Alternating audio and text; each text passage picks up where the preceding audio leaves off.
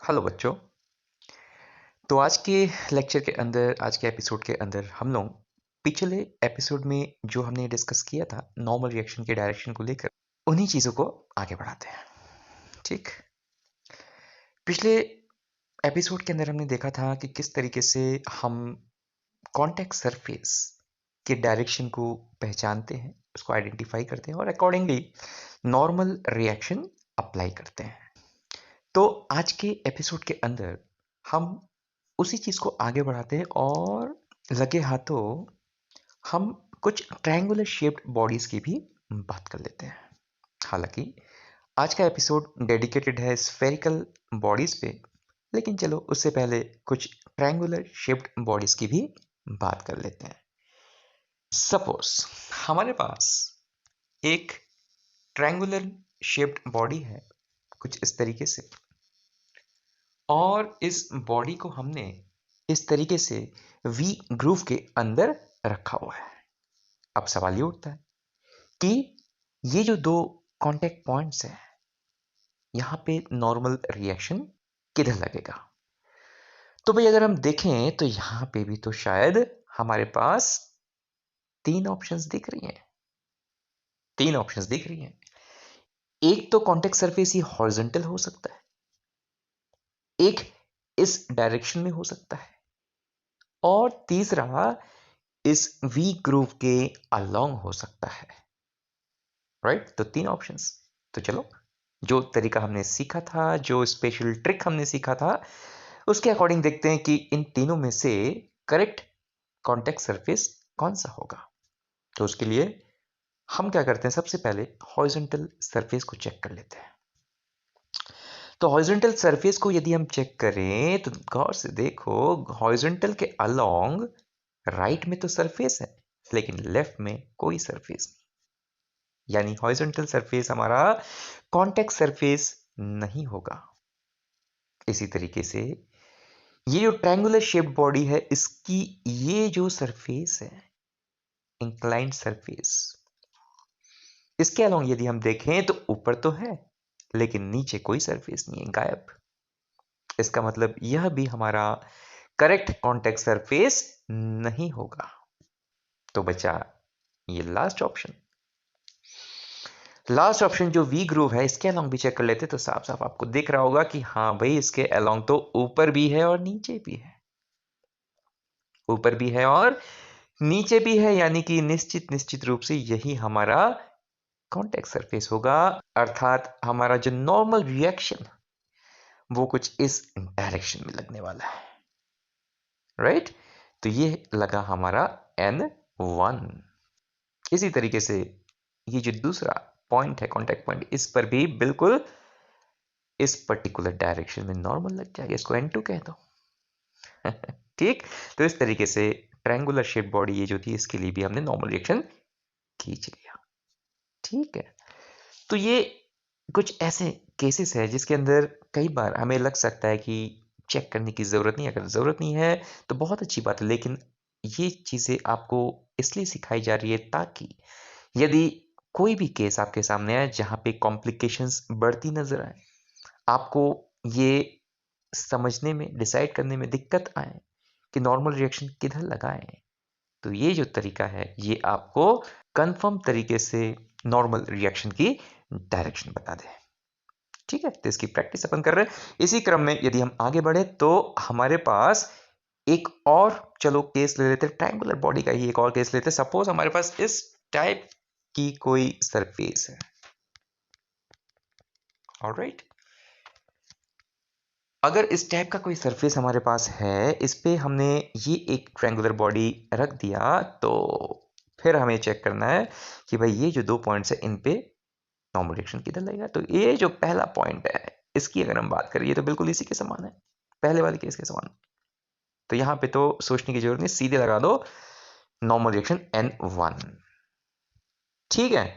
अब बात आई इस वाले पॉइंट की, तो इस वाले पॉइंट पे नॉर्मल रिएक्शन किधर लगा है, तो उसके लिए कॉन्टेक्ट सरफेस पहचानना पड़ेगा। तो कॉन्टेक्ट सरफेस यहाँ पे फिर तीन ऑप्शन हमारे पास है, या तो कॉन्टेक्ट सरफेस ये होगा, या तो ये होगा, या तो हॉरिजॉन्टल होगा।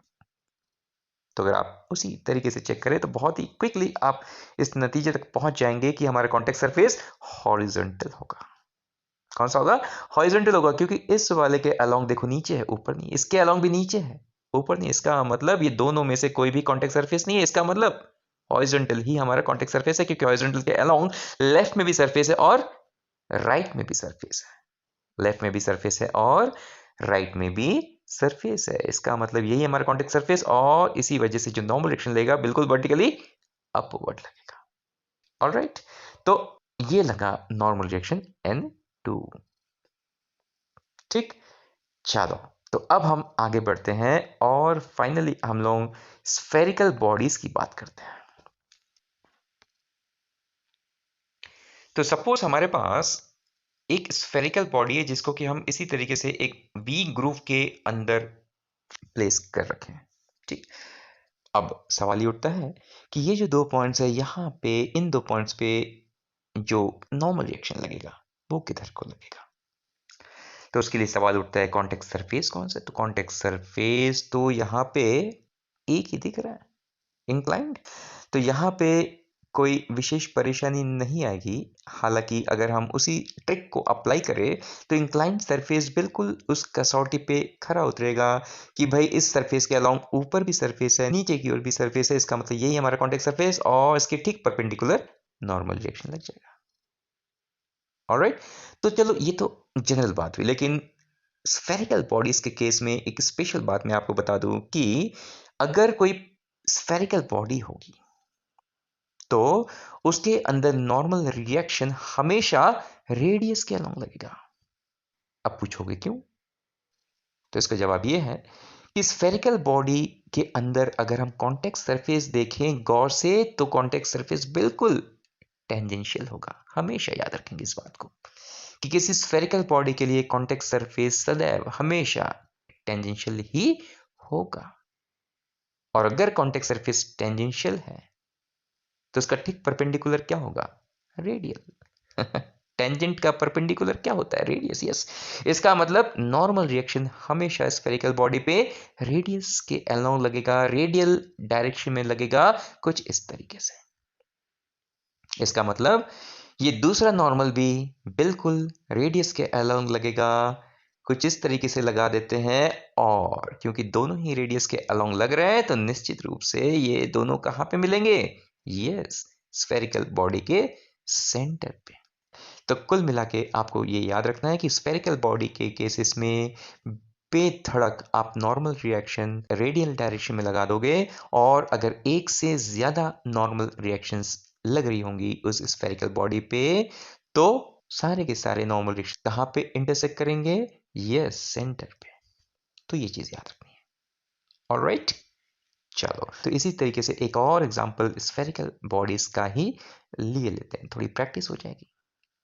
तो सपोज हमारे पास एक इस टाइप का एक कंटेनर है जिसके अंदर हमने ये एक स्फेरिकल बॉल जो है इसको हमने प्लेस कर दिया।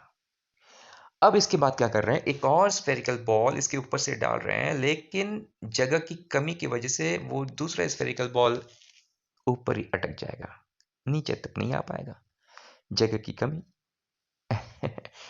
तो कुछ इस तरीके से कॉन्फ़िगरेशन अपने को देखने लग जाएगा। अब सवाल ये उठता है कि इस कॉन्फ़िगरेशन में बॉडीज पे, स्फेरिकल बॉडीज पे नॉर्मल रिएक्शन किधर लगे? तो वही बात आ गई कि स्फेरिकल अगर बॉडी है, परफेक्टली स्फेरिकल अगर बॉडी है तो निश्चित रूप से नॉर्मल रिएक्शन रेडियली इनवर्ड लगेगा और सेंटर पे ही सारे के सारे इंटरसेक्ट करेंगे। ऑलराइट, तो ये जो नीचे वाला सरफेस है इसके लिए अगर हम ड्रॉ करें तो कुछ इस तरीके से नॉर्मल रिएक्शंस सेंटर पे इंटरसेक्ट करेंगे। और ये जो तीसरा कांटेक्ट पॉइंट है, यदि यहां पे बात करें तो यहां पे भी नॉर्मल रिएक्शन रेडियली इनवर्ड ही लगेगा, क्योंकि इस पॉइंट के लिए भी जो कांटेक्ट सरफेस होगा बिल्कुल बिल्कुल टेंजेंशियल होगा, बिल्कुल टेंजेंशियल होगा। ऑलराइट, तो जो कांटेक्ट सरफेस है इन दोनों स्फीयर्स के बीच में, बेशक वो विजिबल नहीं है बेशक वो आपको दिख नहीं रहा है, लेकिन ध्यान रखेंगे कांटेक्ट सरफेस हमेशा टेंजेंशियल होगा। ठीक, तो इस चीज को हमेशा के लिए याद रखेंगे। और अगर इस तरीके से बनाया जाए तो जो तीसरा नॉर्मल रिएक्शन होगा वो भी कुछ इस तरीके से लगेगा, और तीनों के तीनों आप देखो कहां पे मीट कर रहे हैं, सेंटर पे मीट कर रहे हैं। ठीक है, इनको आप N1, N2, N3 नाम दे सकते हो। तीनों के तीनों सेंटर पे इंटरसेक्ट करते हुए नजर आ रहे हैं। ऑलराइट, अब यदि हम इस दूसरे स्फेरिकल बॉडी की बात करें, दूसरे स्फीयर की बात करें, तो इस पर नॉर्मल रिएक्शन बिल्कुल उसी तरीके से हम लगा सकते हैं। तो ये जो N3 है, ठीक इसका ऑपोजिट देखो, इसका ऑपोजिट आपको इस बॉडी पे लगता हुआ नजर आ रहा है, बिल्कुल equal and opposite reaction. This to N3 and N3 will be action and reaction pairs. Alright, तो ये दोनों इक्वल एंड ऑपोजिट हो गए, एक्शन एंड रिएक्शन पेयर्स हो गए, इसको हम N3 बोल देंगे। अब बात ये आ गई, ये जो दूसरा कांटेक्ट पॉइंट है, इस पे नॉर्मल रिएक्शन कितना लगेगा, तो आपको मालूम है ये भी बिल्कुल रेडियली इनवर्ड लगेगा, और वो बिल्कुल इसके साथ सेंटर पे ही इंटरसेक्ट करेगा, कुछ इस तरीके से। तो ये हमने N3 और ये हमने N4 कह दिया इन्हें। ठीक, तो इस तरीके से आप याद रखेंगे कि कभी भी आपके सामने एग्जाम में किसी भी क्वेश्चन के अंदर स्फेरिकल बॉडीज का केस आ जाए, तो बिना सोचे आप जो नॉर्मल रिएक्शन है वो रेडियल डायरेक्शन में लगा सकते हैं, और जो सारे नॉर्मल रिएक्शन अगर एक से अधिक होंगे तो वो सारे के सारे कहाँ मीट कर जाएंगे, यस, सेंटर पे मीट कर जाएंगे। ठीक, चलो, तो आज इतना ही रखते हैं। अगले सेशन के अंदर हम लोग कुछ एलिप्टिकल और आर्बिट्रेरीली शेप्ड बॉडीज की भी बात कर लेंगे। ठीक।